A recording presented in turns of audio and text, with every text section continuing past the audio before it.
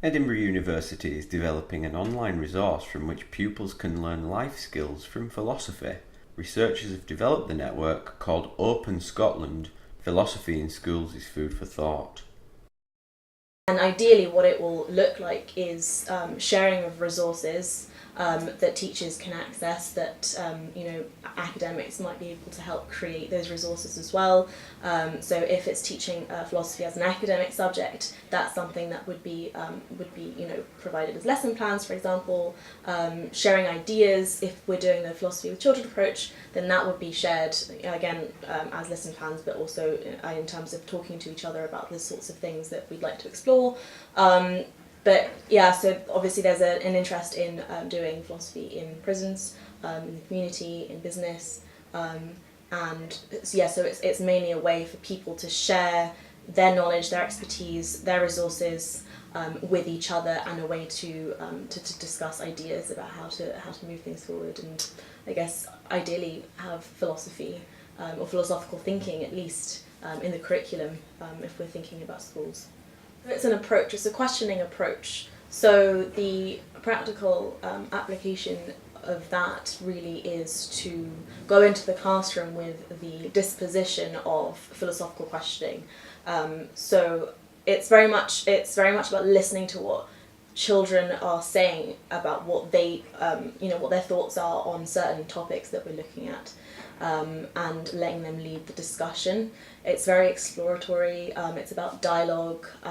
So it's very proactive on the kids' part. They're really involved and they talk a lot, which is good, because often teachers can talk too much and not allow some of that to happen with the kids themselves. So it's quite a nice way of getting them to do some really active thinking, disagreeing with each other, criticising each other in kind of a nice, productive, safe way. There are activities that you can do that are, for example, written. So there are lots of really interesting ways to teach writing or to support writing skills through dialogue. And there are other kinds of activities as well that you can do. There are lots of games that we play that are supposed to focus on certain skills that children are supposed to be using during the dialogue. So, listening and paying attention to each other, creativity as well, that kind of thing. So, sometimes you can use drawing, you can use, writing, as I say. Reading is another one as well, because we use a lot of stories. So yes, it's a mixed thing. In terms of philosophy with children, we use those they're very discussion focused classes, and we use that sort of inquiring-based approach to get the most out of the pupils and to make sure that they're developing those discussion skills that are essential for taking philosophy at a higher level, at university level, and just having philosophical discussions in life. So one of the most striking things when you use this approach in the classroom is that you often find it's the pupils that are least engaged in your sort of regular academic setting become some of the most engaged in the discussion-based inquiry setting. So for example, when I was just starting and I first went into Daniela's classes and started trying this out, essentially I was sort of just testing the waters really, and Daniela was commenting afterwards that it was amazing how some of the kids that had never spoken, never really said a word in class before, once they'd been given the freedom to explore the topic, or a new topic, a completely strange topic that they wouldn't normally explore, and are given the freedom to say what they want, question what they want, pick up their peers on things they don't agree with, they suddenly sort of came out of their shell.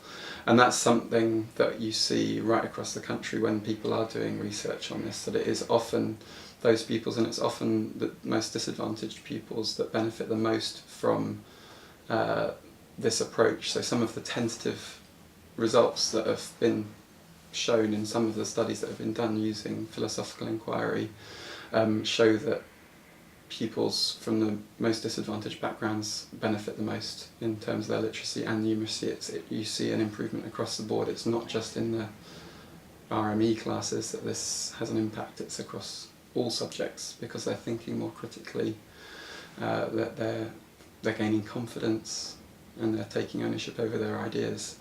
Again, I want to stress it is sort of a tentative result, and we need more research to confirm it, and that's one of the reasons why we've set up this network is to show people that there are people out there they can collaborate with if they're interested in doing this research, and there are schools that are willing and able to host research. So more research is required, but teachers and pupils alike will be hoping they're not scratching their heads over funding. Ian McNally at Edinburgh University.